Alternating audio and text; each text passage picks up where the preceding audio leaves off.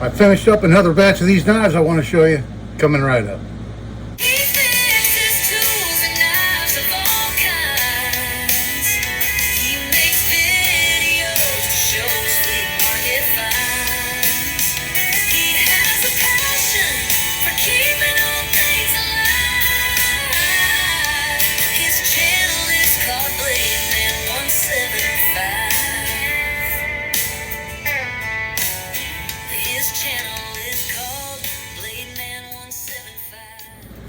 Hello everybody, and thanks for coming back for another video. This is Dave and I'm glad you're with me. I'm out here in the shop on another hot scorcher of a day. I don't know what the temperature is outside, but it's very, very hot. But it feels very nice in here in the air conditioning in the shop. So I got another batch of these knives done. I've been working on kitchen knives. So I haven't been working on any pocket knives. I've been working on kitchen knives, getting some of those done because I did find quite a few on that big trip I took in antique stores. So while I was editing, I messed up on this first item right here, so I'm redoing it. This is the mess fork that I redid. I was calling it by the wrong term. It's actually the model 1874 mess fork, and that's a term used by collectors. I don't think it was actually designated by the U.S. government as the model 1874. That's just what people refer to it as. But these were used during the Spanish-American War in 1898, and this is a design that the military came up with of how they wanted their mess forks to look. This particular example was made by the John Russell and Company, and all I did was, if you remember, it had a broke off tine on the fork, so I shortened all the tines, and that's what I came up with to make it to where it doesn't look like it has a broke off tine anymore.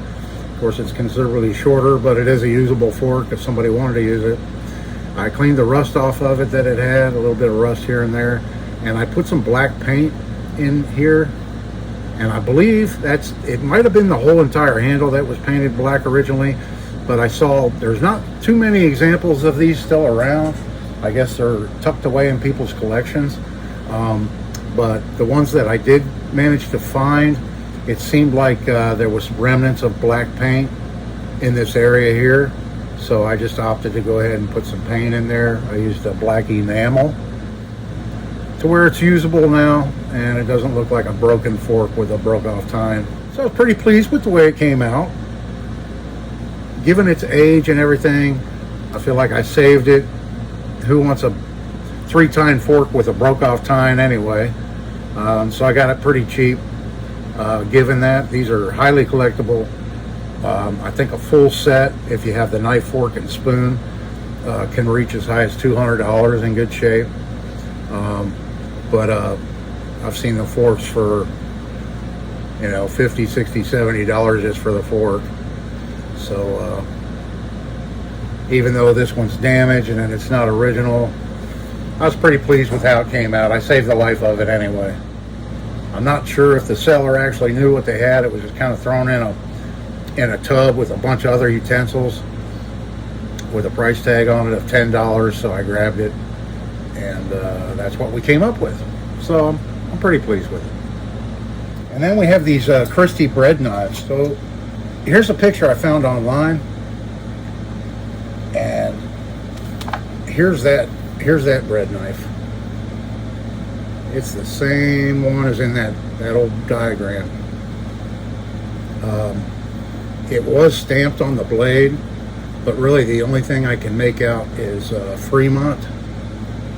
Right here, probably won't show up on camera, but right here somewhere in that area it says Fremont for Fremont, Ohio, which is where they were located. I think they were in Sandusky and then moved to Fremont or something like that, maybe vice versa.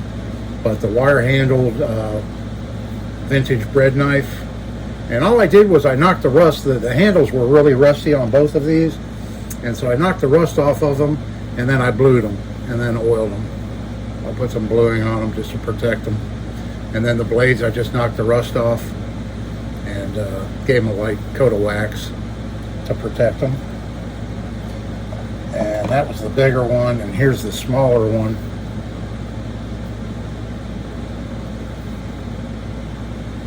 There again, I did the same thing, glued the handle put some oil on it.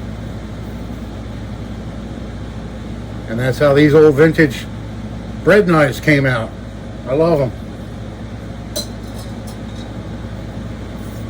And then this quirky looking, weird looking thing. It has a leather handle. Somebody made this and they put some layers of old leather that they had off of something on it, I guess, on this blade. It doesn't look like it was broke off. It looks like maybe it was made that way as some kind of a slicing knife or something. But I figured with it being leather, I'm going to put this together with my cobbler tools that I have. I have some old vintage cobbler tools I pulled out to show you. Here's an old cobbler's hammer. And cobblers, if you didn't know, they were shoemakers.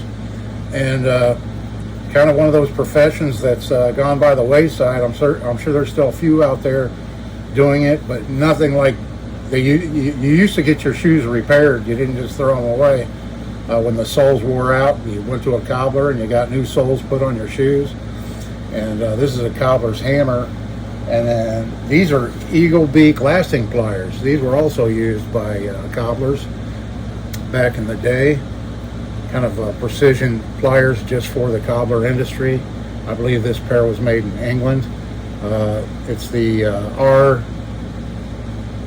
R. Timmins and Son, or R. Timmin and Son company. I believe they're out of England, but that's what these are, eagle beak lasting pliers used by cobblers. So I thought, well, I got this knife, kind of looks like maybe something a cobbler would use, or a cobbler made with some leftover scraps of leather. So I'll add that together with those.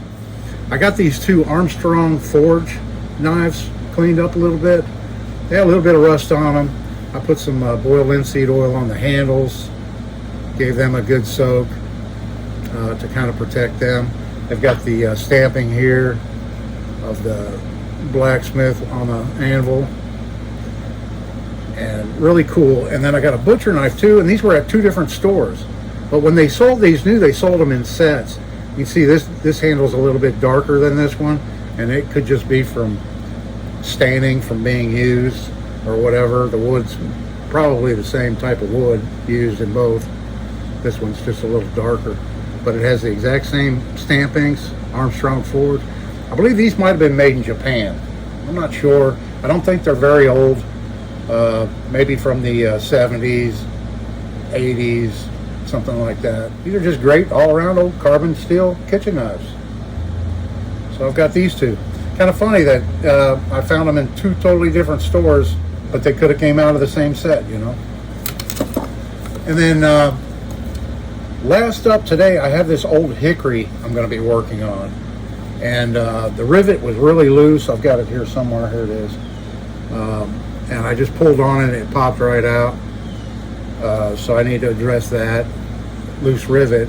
And then it's missing this chunk right here.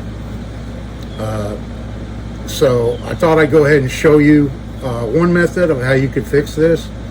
You could leave it. I mean, it's a perfectly usable knife like it is. It does add an element of character to it. But I like fixing things. So I'm going to show you one way that I would go about fixing this. And so I'll be right back. Okay, so all I did right here was I sanded this nice and flat.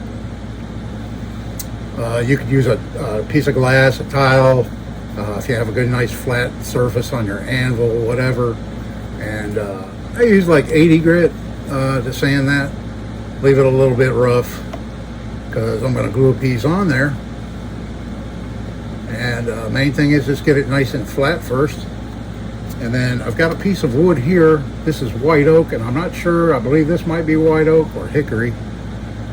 But this is what I have laying around, so this is what I'm going to use. And hopefully we can get it to match up pretty good. So I sanded this nice and flat also, so that it mates up on here. But I'm not going to rely just on glue. And I'll show you that part next. Okay, so here we have it so far. I made a couple of little wooden pegs, and I glued them in there. I'm just going to wait for that glue to dry real good, and then I'm going to sand them down. And so we'll show you that here in a second. Okay, it's a little while later, and I sanded my little pins down. to where I don't believe they're going to stick up through the wood, the new piece of wood, but it just gives it a little bit extra gluing area to help hold that little piece on more securely. So what I'll do now is, so that I know where to drill on my new piece, right here, I've got a little bit of chalk down here, and I'm just gonna put some chalk on the tips of those little pegs.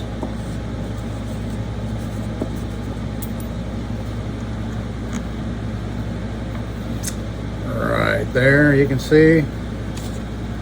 And then I made this piece plenty big, so it doesn't matter. And I'll just go like that, and then there. Now I know where to drill those holes to glue this piece on. I'll do that next, get it glued up, and I'll show you what it looks like. Okay, here's where we're at so far. I just have a couple of rubber bands holding that piece on. I kind of wish it was a little bit straighter, the grain. I should have been more careful and got it a little bit straight so that the grain would be a little bit straighter on it. But we'll see how it looks when it's done.